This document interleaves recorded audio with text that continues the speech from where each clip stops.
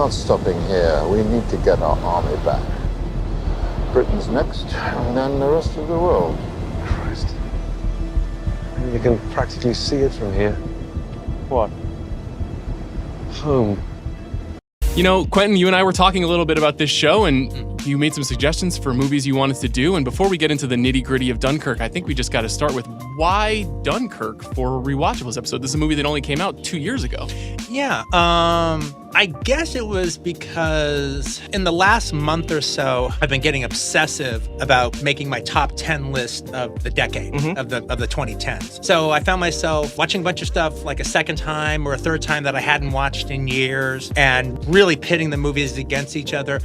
Watching things that I just missed. I'd always heard they were good. And it was in watching Dunkirk a third time, making my top 10 list, that I think I had it preliminary at 7, and it jumped up to number 2. Wow. After I saw it the third time. So when we started talking about different movies to see, that was definitely one that I had just completely brand new, fresh passion for. And frankly, I'm not that used to being that passionate about a movie that new. So, yeah. And I actually thought it would be great as a rewatchable. And I didn't even have a whole spiel to say about it either. So that's one of the things I thought would be kind of fun to just really explore. What else has aged the best? Well, frankly, I would say the number one thing that has aged the best is, I think, the concept of Chris Nolan's virtuosity.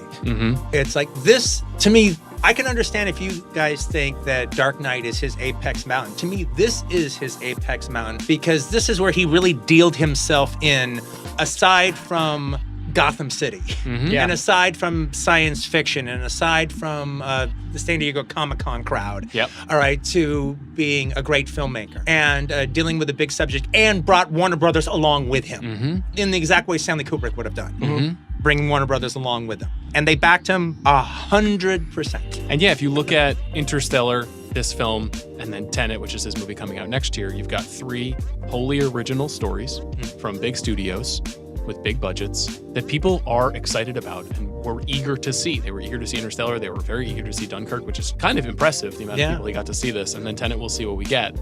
Chris, what else has aged the best? I mean, I agree with him. It's hard to imagine this movie being imitated or topped. It does feel like it could only have been made by him, and it could only have been told in the way that he told it. If you try to rearrange the movie in your head and say, okay, what would happen if you would cut it in a more linear fashion, it actually doesn't hold together as a gripping story the way it does, the way he tells it. So you wind up really having something it's a special kind of storytelling. It's only could have been done by him.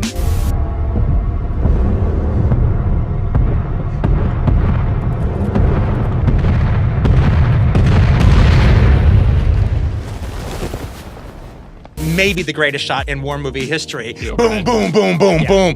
You know, them dropping the bombs with him in the foreground. Help us understand how that happened. That is one of those rare shots where when you see it, you're like, I don't get how he did that. There are multiple shots in this movie that I was gonna say, please help me understand how anybody can make that shot happen. Like dogfight shots where the camera is still. And I'm just like, I don't get it. How did this happen? Well, it's like, I think, one of the things about Nolan is, if he can do it in real life, he's going to do it. If he can do it practically, where all he has to do is send it to the lab afterwards, that's how he's going to do it. That's what makes it a good shot, as opposed to a paint set that you can paint anything you want. So things might have been sweetened later, but I would imagine that, he put the kid on the ground, he created his frame, and then created a series of explosions that got closer and closer and closer. And my guess is he probably had a dummy for the guy that explodes, but he animated it later after the fact. That was my feeling. It would be hard to do this without just a little sprinkle of touching at the end. But it is incredibly effective. But he has about 4 or 5 just of great shots of an artist, of a great director, whether it's like when the ships are tilting and the weird angle that he gets that shows the ship tilting and the water rushing in. I mean, he just keeps doing that all the time. He keeps making it an artistic experience. Even in something like Saving Private Ryan, all the great shots that blow you away are all in that opening section, which is just amazing. The siege. But I don't remember any of the shots afterwards. Yeah. They're just kind of telling the story from that point on.